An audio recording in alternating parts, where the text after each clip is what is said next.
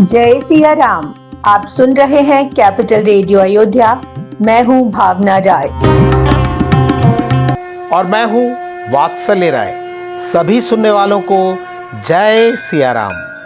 Capital radio Ayodhya में आप लगातार सुन रहे हैं रामायण की कहानियां।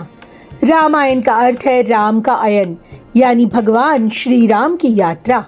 ये वो यात्रा पथ है जिस पर बढ़ते हुए राजकुमार राम मर्यादा पुरुषोत्तम भगवान हो गए। पिछले एपिसोड में हमने सुनाया कि कैसे अंगद जी ने रावण की भरी सभा में अपना पैर जमाकर उसके अहंकार को चुनौती दी। बड़े बड़े योद्धा हार गए। स्वयं रावण भी जब पैर पकड़ने के लिए झुका तो उसे लज्जित होना पड़ा। अगर आपने वो एपिसोड नहीं सुना है तो हम डिस्क्रिप्शन बॉक्स में लिंक साझा कर रहे हैं। और अब आगे की कथा। साँझ जानी दस कंधर, भवन गए बिलखाई, मंदोदरी रावण नहीं, बहुरी कहा समुझाई। शाम ढल चुकी थी। अंगद जी के हाथों मिली हार के बाद रावण का मन बुझ गया था। वो उदास होकर अपने महल की ओर चल दिया। रावण को व्याकुल देख मंदोदरी फिर से उन्हें समझाने लगी। मंदोदरी बोली, स्वामी अब तो अपनी बुद्धि से इस जिद को निकाल दीजिए। भगवान राम से युद्ध करना आपको शोभा नहीं देता। कंत समुझि मन तजहु कुमतहि, सोहन समर तुमहि रघुपतहि।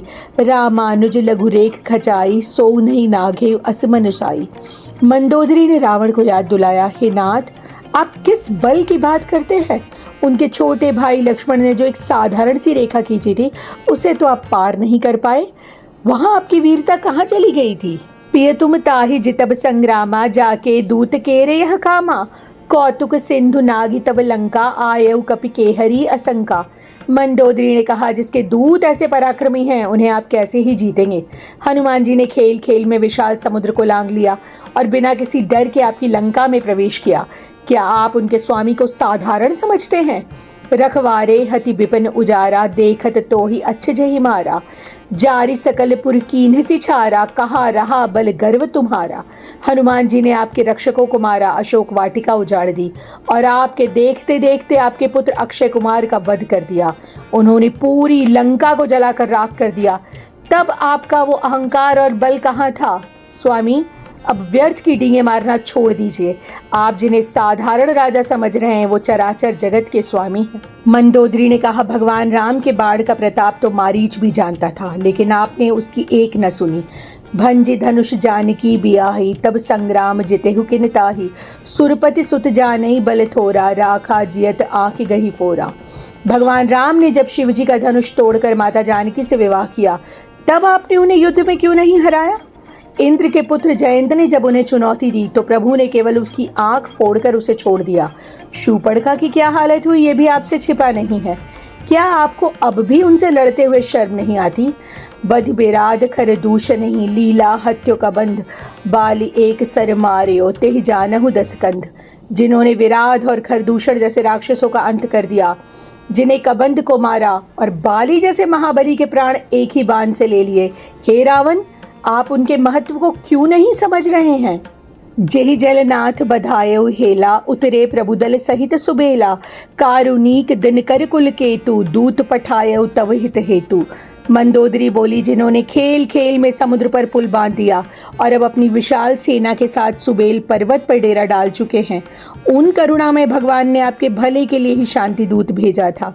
सभा माज जही तब बल माथा, करि बरूथ महु मृगपति जथा। अंगद हनुमत अनुचर जाके, रन बाकुरे वीर अति बाके। जैसे हाथियों के झुंड में सिंह आकर सबको तहस नहस कर देता है, वैसे ही अंगद जी ने आपकी सभा में आकर आपके बल को कुचल दिया है। जिनके पास अंगद और हनुमान जी जैसे शूरवीर सेवक हैं, उन्हें आप बार बार मनुष्य कह रहे हैं। अहं कंत कृत राम विरोधा, काल विबस मन उपज न बोधा। हाय नाथ, आपने साक्षात भगवान राम से बैर कर लिया है। ऐसा लगता है कि आप काल के वश में हैं, इसलिए आपके मन में ज्ञान पैदा ही नहीं हो रहा है। काल दंड गही काहु न मारा, हरहि धर्म बल बुद्धि बिचारा। निकट काल जही आवत साई, तेहि भ्रम होई तुम्हारे ही नाई। मंदोदरी बोली, मृत्यु कभी लाठी लेकर नहीं आती। जब किसी का बुरा समय पास आता है तो उसकी बुद्धि, उसका धर्म और विचार उससे पहले ही छिन जाते हैं। आपको जो ये भ्रम हुआ है ये साक्षात काल के आने की आहट है। दुई सुत मरे दहेउपुर अजहुपुर पिय देहु, कृपा सिंधु रघुनाथ भजी नाथ बिमल जसु लेहु। मंदोदरी बोली, आपके 2 पुत्र मारे गए, पूरी लंका जल गई, अब तो इस विनाश को रोक दीजिए। भगवान राम की शरण में जाइए और अपना सम्मान वापस पाइए। नारी बचन सुनि बिसख समाना, सभा गए उठी होत बिहाना।